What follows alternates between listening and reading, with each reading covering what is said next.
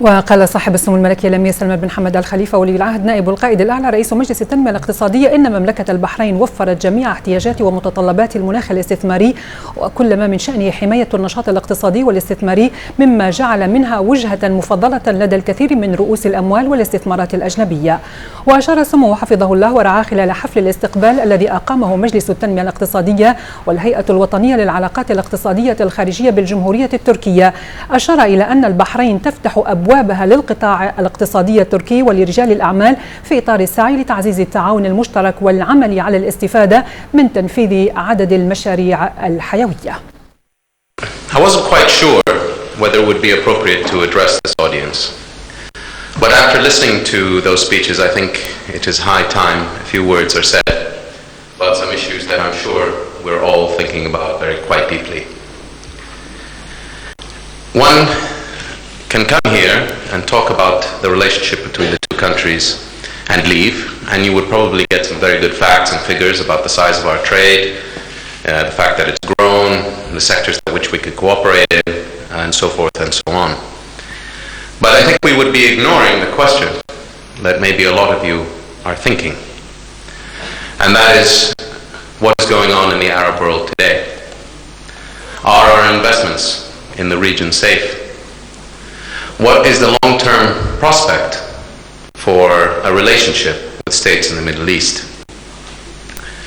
I think it's very important to note that we are witnessing the birth of a new Egypt. Now, what it will look like, nobody can tell you.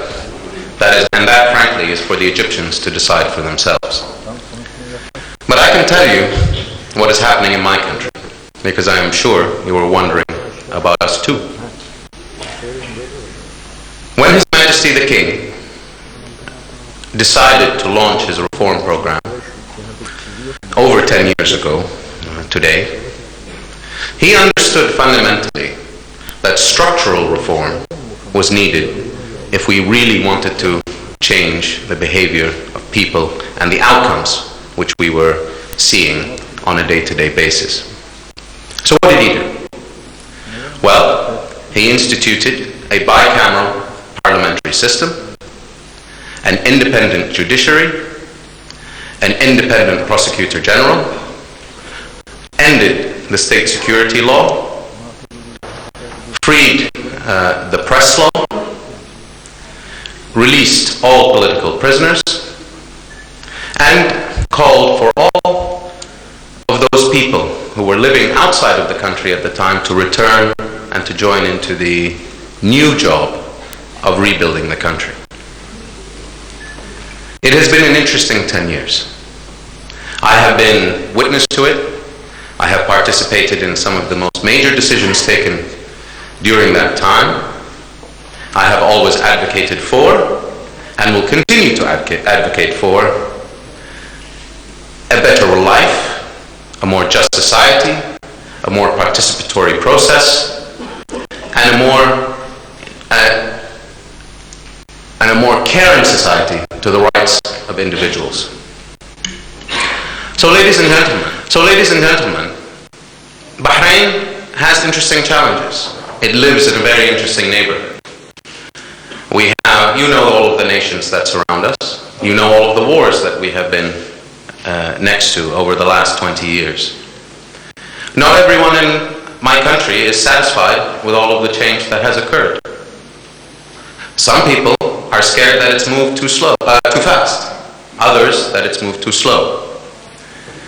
But what I don't think anybody can deny is that we are on the path and the trajectory to achieving our goal.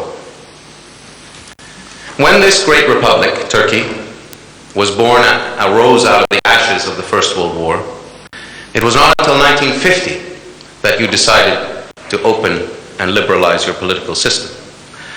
And you do not need me to tell you how difficult that birth was.